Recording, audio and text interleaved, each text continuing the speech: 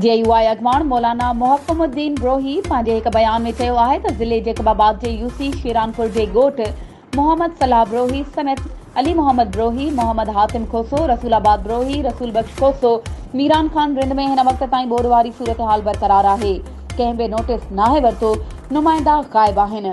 वफ़ाक़ी ऐं सूबाई हुकूमत तरफ़ां ऐलानियल फंड खां बि हिन वक़्त ताईं ₹1 रुपए जो बि राशन नाहे पहुची सघियो ऐं इंतज़ामिया तरफ़ां बि पाणी जी निकाली जो को बंदोबस्त नाहे थियो। ख़राब पाणी सबबि जानवर मरनि पिया ऐं माण्हुनि में बि मुख़्तलिफ़ बीमारियुनि मुंहुं कढियो आहे। सारियालो फसल पाणी हेठि अची ख़तम थी वियो आहे। 500 खां वधीक घर रही पट थी विया आहिनि। ॻोठाणा खुलियल आसमान हेठि आहिनि। केतिराई माण्हू वाहन शाखनि जे कपरनि ऐं मुख़्तलिफ़ जॻहनि ते वेठल आहिनि।